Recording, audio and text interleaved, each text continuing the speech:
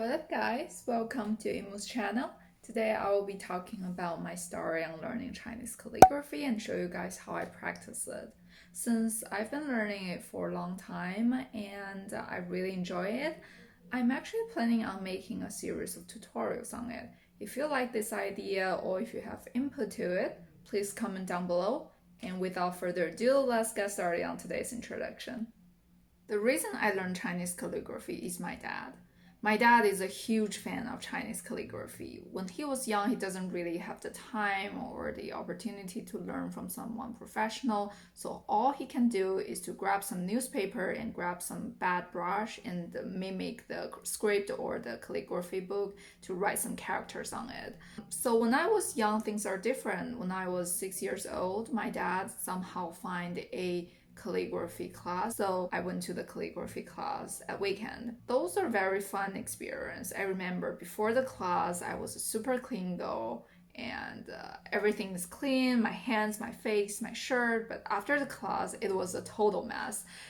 Everywhere is ink, like on my face, on my t-shirt. So I'm sorry mom, I guess I brought a lot of chores to you those days. The first few classes are fun because I learned new things and also I got praised a lot by the teacher, but after some time I feel a little bit bored because for a 7-year-old girl or boy, nothing is more fun than playing out with other kids, right? So at some point I want to quit. But my dad was super strict at me at that time, and he said, Imu, you started this, and there's no way you quit it that easily. You should hang on. So somehow he tricked me into a rule saying that I need to practice a paper of calligraphy every day before I going out play with other kids. And I don't really remember the detail how he tricked me into accepting those rules, but I actually accepted and stick to this rule for 6 years every day. And then I went to middle school and it's a boarding school, so there's no way I practice calligraphy every day in school, but at weekend I will still practice it. And this habit kept on for years until now. When I have spare time, I would practice it. Now let's start a very brief introduction to Chinese calligraphy. Chinese calligraphy has a very long history of over 5,000 years, and it progressed a lot along with the change of the dynasty.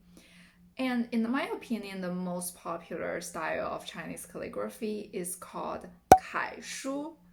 And Kaishu is very neat and clean in the sense that each stroke is separate by itself.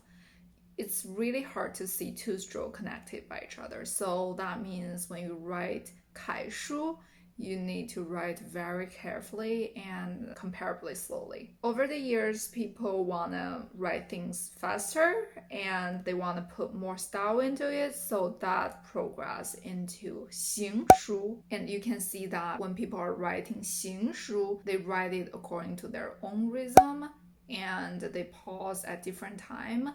Also, each stroke are connected to other stroke in very different way. And one character can be way smaller than the other one, and some ones are much bigger. Some characters with very few strokes can be very small, and some characters are just way bigger than other ones. So it varies a lot and put more art into the calligraphy.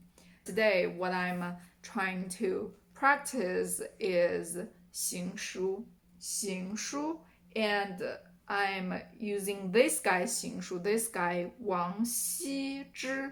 He is one of the legend of 行书, and people title him the best 行书calligrapher over the years, like in all dynasties. As you can see, if I open just on a random page, for example, this one, the stroke are actually connected with each other, and it's not like one stroke is separate itself, right?